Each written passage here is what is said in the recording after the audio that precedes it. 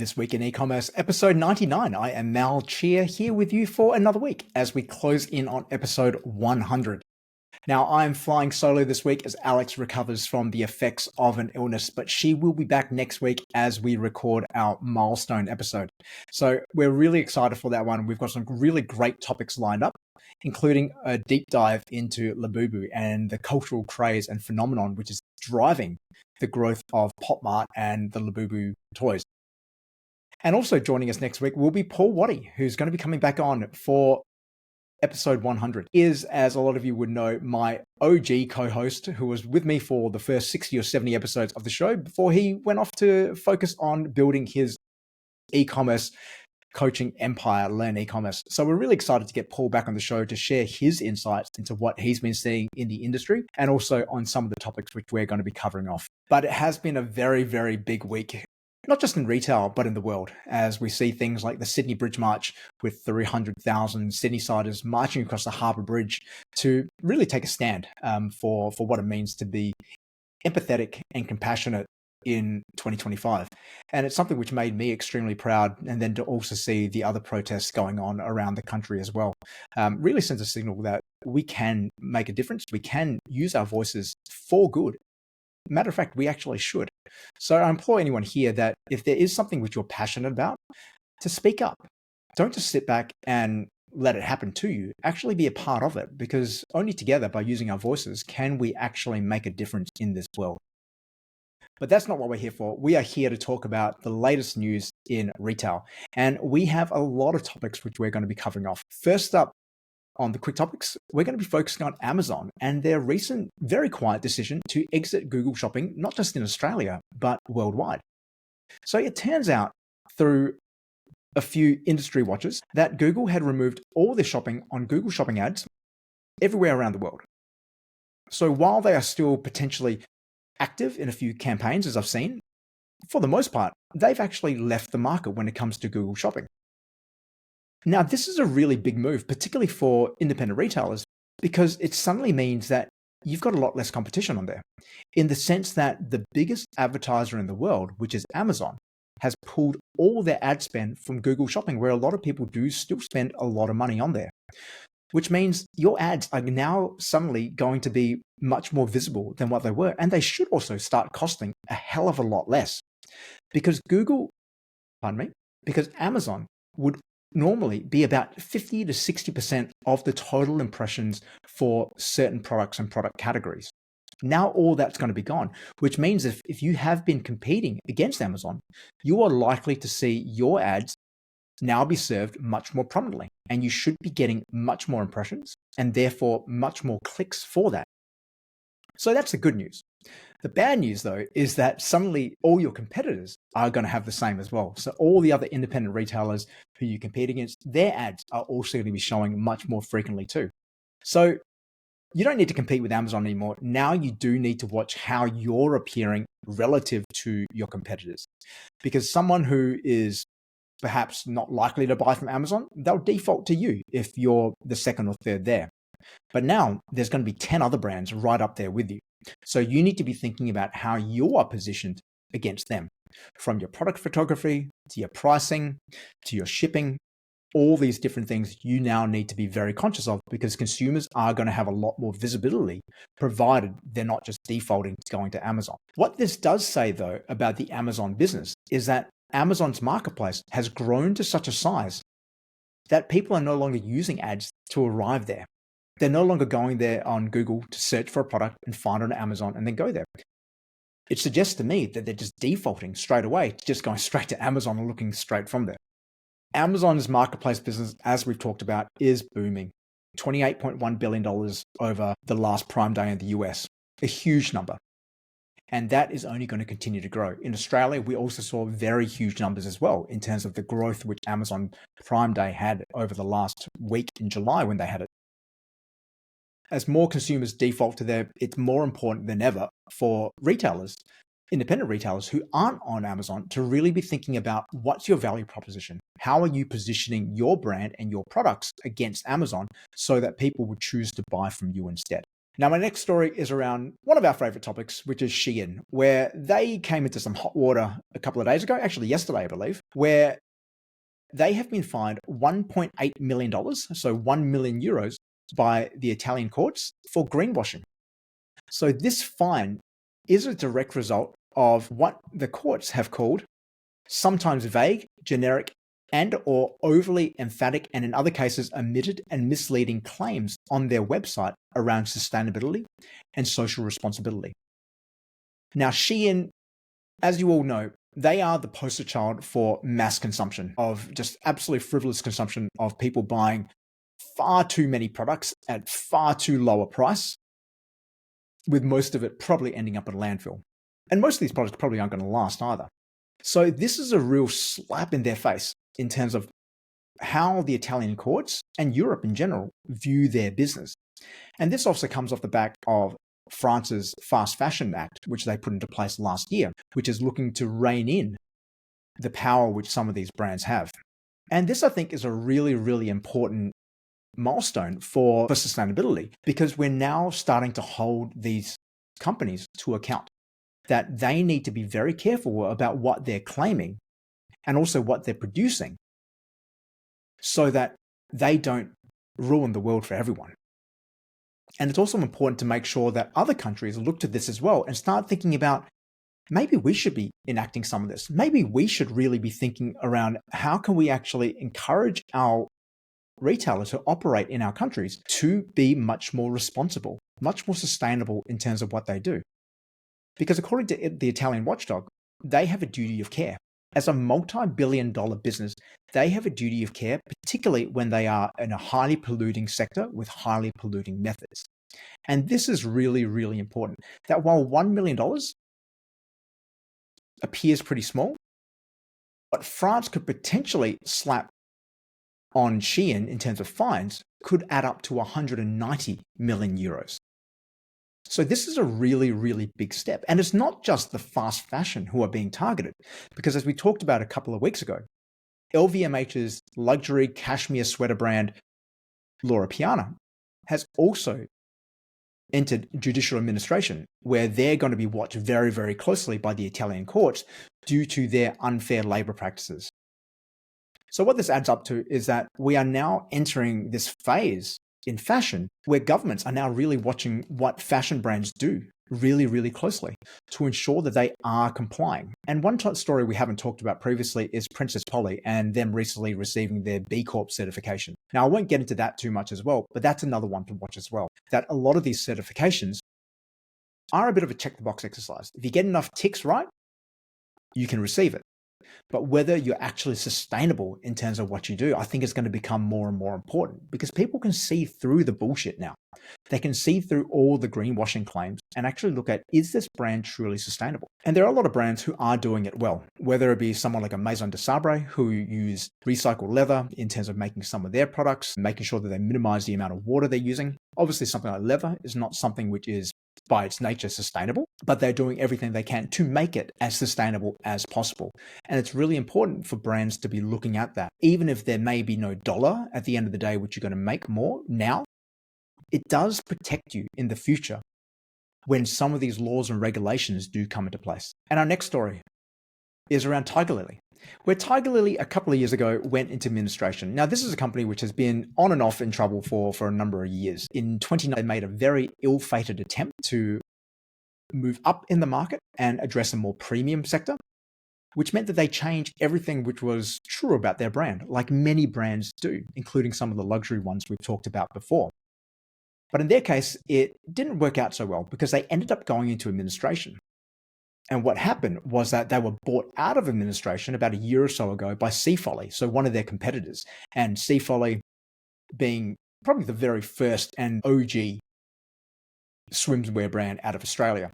They bought Seafolly out of administration, and then over the last year have been looking to reinvent the brand. And now they've relaunched that brand, both online and also into a few different department stores like Myer. But what was interesting about all this, and coming from Prue Slocum, who is the general manager of Seafolly, is that they're going back to their roots. They're going back to what made Tigerlily great. which was their prints, really unique, novel prints, rather than something which is very staid, generic, but quote unquote luxe. So by focusing on that, they're really going back to what made the brand great in the first place in order to build that resonance with who their core customer was and may potentially be, but also looking to create that point of differentiation. Because one part we always forget about when we look to reposition a brand is that we lose what was true about that brand. We lose the DNA. And that happened with Tigerlily. And that's happened with a lot of other brands as well who look to upscale. Matter of fact, for my time at Riderwear, we did the exact same thing. Before my time, we pivoted from bodybuilding into lots of different sports, whether it be yoga, running, boxing, you name it. It became more of a general purpose athleisure brand. And the brand lost its way. But it's only when we course corrected and went back to our roots, which was in the bodybuilding community, that the brand was able to really grow and skyrocket. So I hope that's what's going to happen here with Tigerlily, that by going back to this, they're going to be able to rediscover that, but also have that point of differentiation from all their other competitors, because positioning is so important. How are you positioned in market? And when you lose that positioning, customers don't know why they should choose you over somewhere else.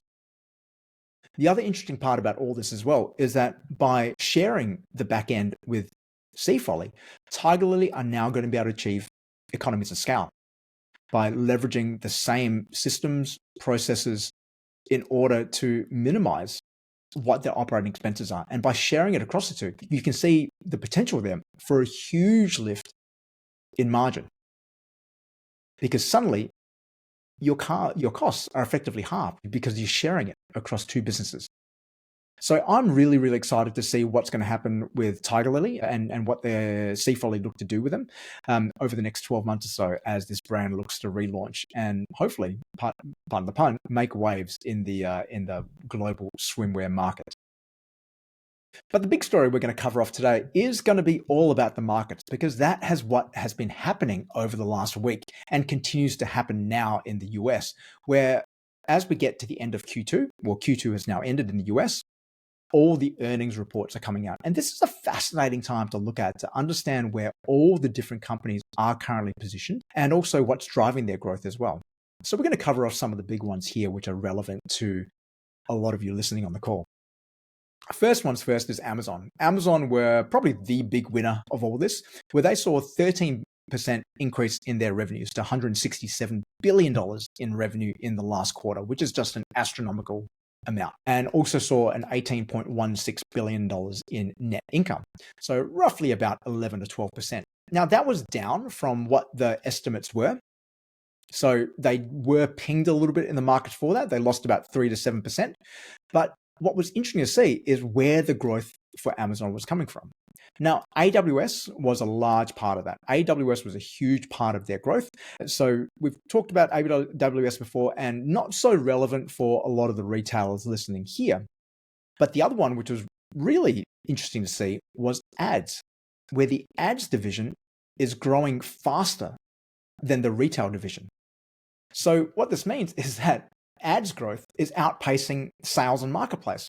And considering how fast marketplace sales are going, means that ads must be astronomically growing. And that's exactly what we're seeing here, which shows how Amazon is pivoting now away from being a marketplace, but really being about retail media. Because the margins on retail media are significantly better than what they are on marketplace. So as more and more brands and products enter the Amazon ecosystem, they're becoming more reliant on buying Amazon ads in order to sell their products. And Amazon is just making a killing out of this at the moment because it's become a pay-to-play model, essentially. If you don't advertise on Amazon, the chances of you being seen and being bought are significantly lower, which also ties into the earlier point around the fact that they don't need Google Shopping anymore because people are just by default going to Amazon. And that we're expecting to only grow as they continue to invest in infrastructure through AI, but also through the delivery network as well, to be able to service more parts of various countries. As this continues to grow, you're going to see Amazon ads continue to grow as well. So if you have shares in Amazon, you are continuing to ride that rocket ship, but also really telling in terms of what this means for retailers, where Amazon ads are no longer an optional. They're very much a pay to play. It's very much a necessity now if you are going to be competing on Amazon. Now, the next company we're going to talk about is Meta. Now, Meta in the last quarter reported 22% increase in their revenues to $47.5 billion and an increase in earnings per share of 38% to $7.14, which is just phenomenally huge numbers as well. But more interestingly is that they point to the increases in AI-driven ad efficiency through advantage shopping campaigns, etc., and advantage creative, advantage audience to deliver a 5% increase in Instagram performance and a 3% increase in Facebook performance. Both huge numbers as well. So you can see with all this that as Meta start to invest more and more into AI, and now if you listen to Mark Zuckerberg talk about anything, if you see Meta in the news, it's probably around AI investments. They are making some massive investments into AI, which you can really see that's the future for what they're trying to build, not just from a product perspective, but from an advertiser perspective as well, and really encouraging more and more advertisers to be leveraging the AI tools. And they have continued to get better and better and better. Where if you asked me 2-3 years ago, should I only use advantage shopping? I would have said no. Run advantage shopping next to some manual campaigns. But we're now getting to this point where the AI has got so good that you should only just run the advantage shopping campaigns, because that's what's delivering the best performance for you, because it's just getting so much better. And also with AI creative as well, Meta are going to be encouraging a lot more people to be delivering and using AI creative. Now, I'm still not there yet on that point, and this is probably a hill I'm going to die on, that from an advertising and a brand positioning standpoint, you need attention, and attention doesn't mean having ads which look like everyone else. It means finding your unique brand voice, but that's something which we'll get into later. But the TLDR of all this is that creative continues to matter more than ever, and it's becoming more and more important. And for a lot of campaigns out there, because there's so little you can now do with it by using advantage shopping, that is the key differentiator. So you really need to be focusing on what your creative looks like, what your creative strategies look like. Now, moving into Alphabet, in other words, Google's parent company, they saw a 14% increase in revenues to $96.4 billion and an operating income of $31.3 billion. Both fantastic numbers.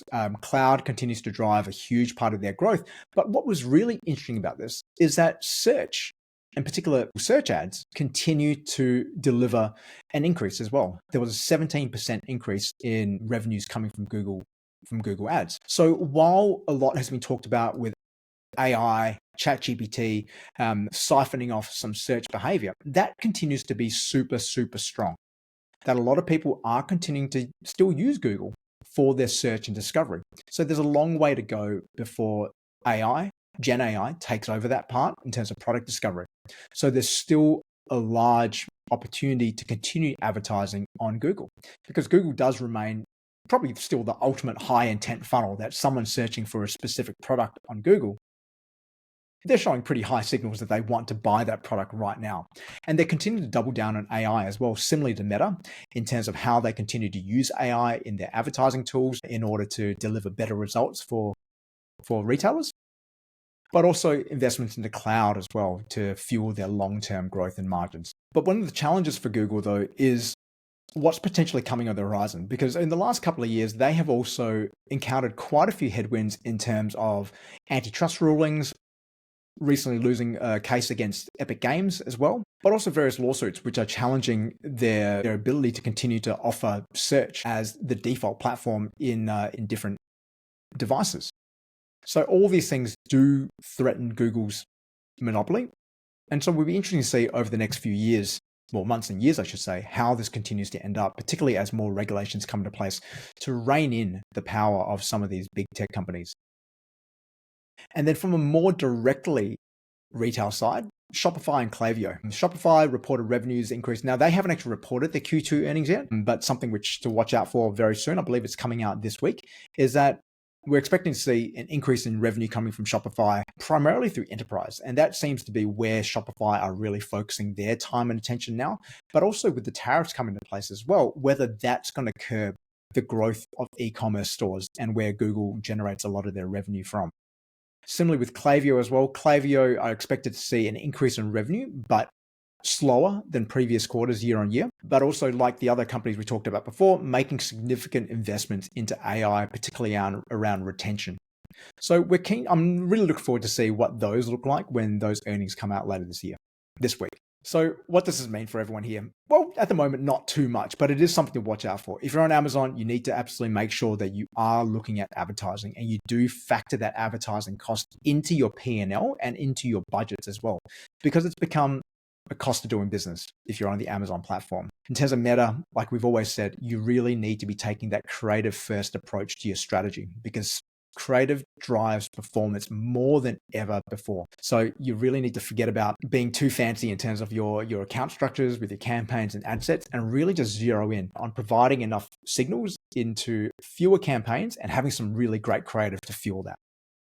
And then with Google, obviously some headwinds there as well. And as we see AI adoption continue to rise, I'm very curious about how they're going to retain their position in the market. So there you have it, folks. That is episode 99. That's all we got time for. I'm super excited to be coming back next week with episode 100 with the full cast with Alex and Paul. But in the meantime, keep innovating, keep growing, and keep selling. And we'll see you all here back next week.